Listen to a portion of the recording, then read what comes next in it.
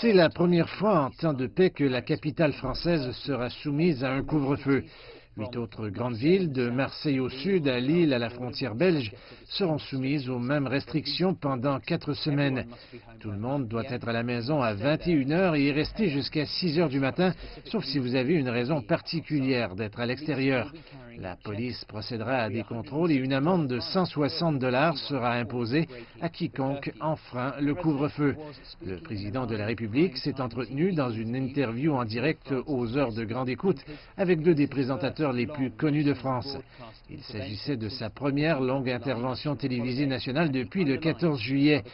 Il y a 4 jours, la France a enregistré un total de près de 27 000 nouveaux cas de Covid-19 en seulement 24 heures. Nous sommes en train de réapprendre à être pleinement une nation. C'est-à-dire qu'on s'était progressivement habitué à être une société d'individus libres. Nous sommes une nation de citoyens solidaires. Nous ne pouvons pas nous en sortir si chacun ne joue pas son rôle, ne met pas sa part. Voilà la clé. Et donc, je le dis très clairement, le message que je suis venu passer ce soir, c'est que j'ai besoin de chacun d'entre vous, que nous avons besoin les uns des autres. Et Emmanuel Macron affirme que le nombre de patients atteints de coronavirus traités dans les unités de soins intensifs continue d'augmenter, exerçant une pression insoutenable sur les hôpitaux. Et le président dit que, dans la mesure du possible, l'économie devrait continuer à fonctionner.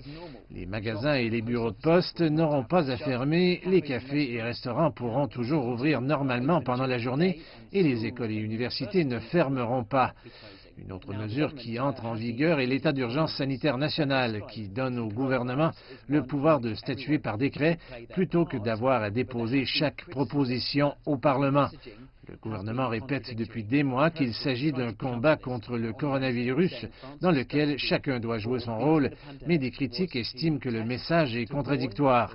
Le président a tenté de contrer cela mercredi, affirmant que la stratégie de la France pour vaincre la pandémie était de tester, d'avertir ceux qui pourraient être infectés, puis de protéger le reste de la société.